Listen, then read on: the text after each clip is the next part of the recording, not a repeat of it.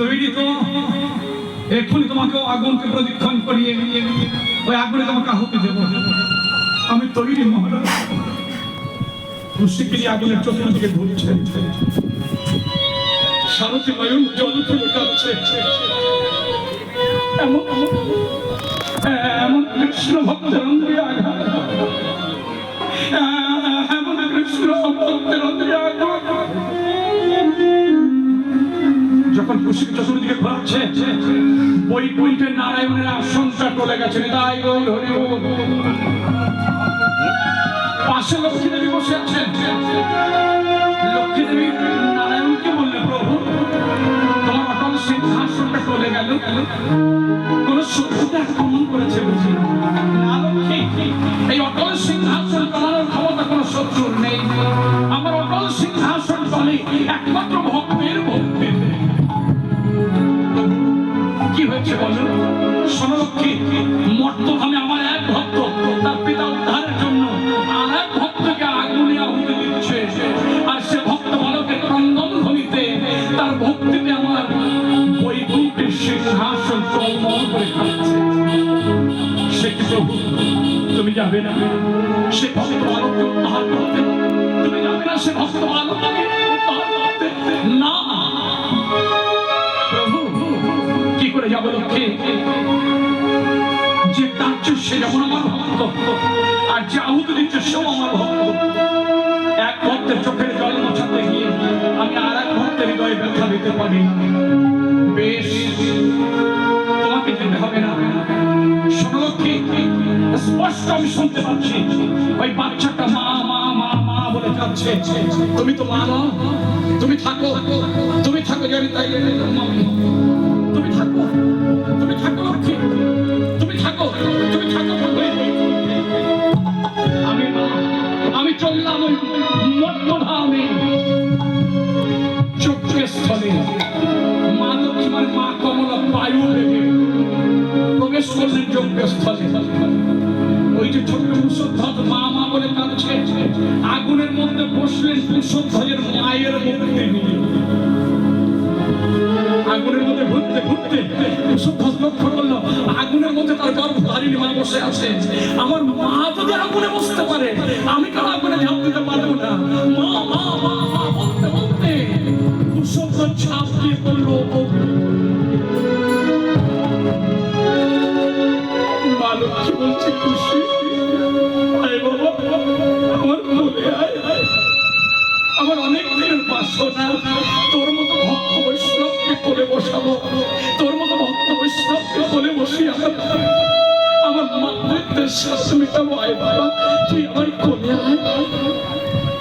মা মা বলতে বলতে খুশি মাকে কোলে বসেছেন।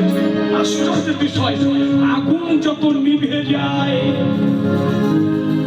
মানবের মাতৃরূপ বিলীন হয়।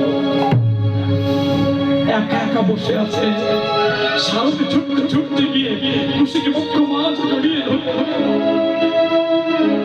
যথাযথ বলছে, মহারাজ বলেছিলাম তো আমি এমন কৃষ্ণ ভক্তের অঙ্গে আগুন দিব, এমন কৃষ্ণ ভক্তের অঙ্গে আগুন দেবে। এর মতো ভক্ত জগতে বিরল।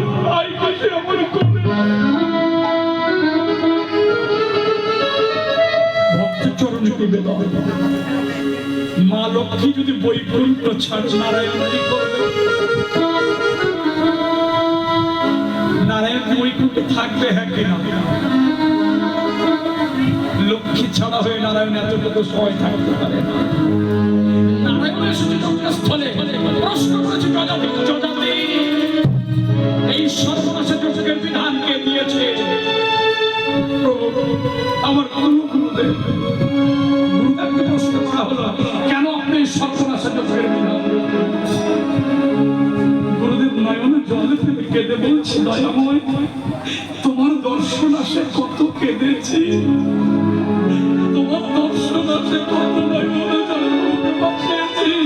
কখনো পূজা দ্রব্য বসে নিয়ে বসে বসে কেঁদেছি, কখনো একে বসে নির্জনে বসে কেঁদেছি। আমি তোমার দর্শন পাইনি, আমার মনে পড়ল তুমি বলেছো তোমার যে আমার ভক্ত নাম বড়, নামের যে ভক্ত বড়।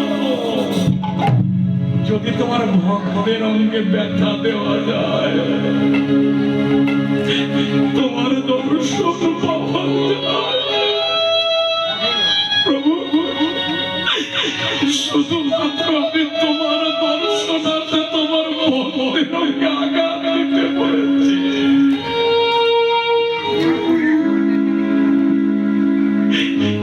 আমাকে ক্ষমা কর প্রভু,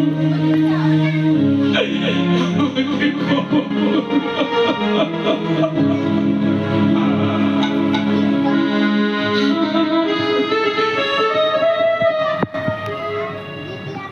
শোনো জগাতে, আমি তোমার যজ্ঞস্থলে দাঁড়িয়ে আগামী দিনের বার্তা জানিয়ে যেতে চাই।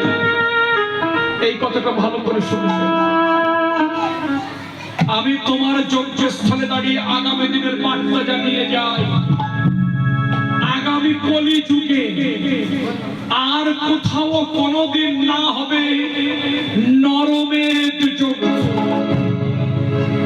আর কোনোদিন কোথাও না হবে গোমেধ যজ্ঞ, আর কোথাও কোনোদিন না হবে অশ্বমেধ যজ্ঞ। আগামী যুগে, আগামী কলি যুগে যদি কলির জীব যজ্ঞ করতে চায়, তাহলে কলির যুগে প্রচার হবে মহানাম যজ্ঞ।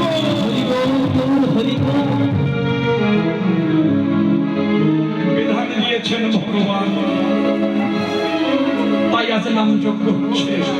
ঘরে ঘরে আজ নামের প্রেমে মেতেছে মানুষ।